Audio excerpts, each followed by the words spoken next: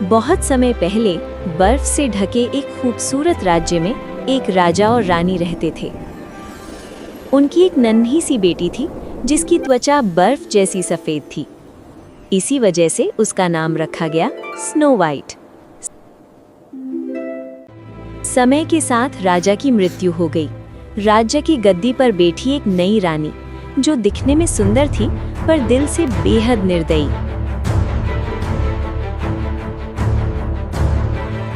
जादुई शीशे, सच बताओ, इस राज्य में सबसे सुंदर कौन है? रानी, आप ही सबसे सुंदर हैं। स्नो वाइट बड़ी हो रही थी।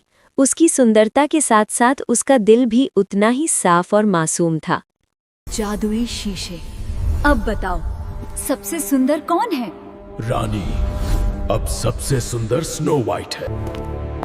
नहीं, वो मुझसे सुंदर नहीं हो सकती। रानी शिकारी को बुलाती है।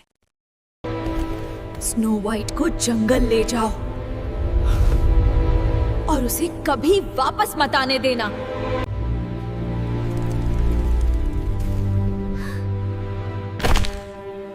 मैंने आपका क्या बिगाड़ा है? भाग जाओ स्नो वाइट, आज के बाद कभी महल मत लौटना। शिकारी का दिल पिघल गया और स्नो वाइट जंगल की ओर भाग गई। स्नो वाइट भागते भागते घर की तरफ पहुंचती है जहां ड्वार्फ्स रहते हैं। यहाँ कोई तो रहता होगा। वहां सब कुछ बिखरा होता है। मैं सफाई कर देती हूँ। अरे शाम होते होते घर के असली मालिक लौटे। हमारा घर। ये लड़की कौन है? मैं स्नो वाइट हूँ। क्या मैं यहाँ रह सकती हूँ? हमारे साथ रहो।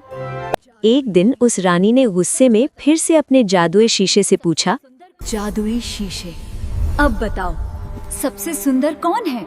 रानी, अब सबसे सुंदर स्नो वाइट है। ये जानने के बाद रानी गुस्से से पागल हो गई और उसने स्नो वाइट को खत्म करने का एक भयानक प्लान बना लिया। एक दिन दुष्ट रानी बुढ़िया का रूप लेके स्नो वाइट के पास आती है। उसके हाथ में एक सेब है जो जादुई है। बिटिया, ये जादुई सेब खा लो। ठीक है। जैसे ही स्नो वाइट ने सेब खाया, वो जमीन पर गिर पड़ी।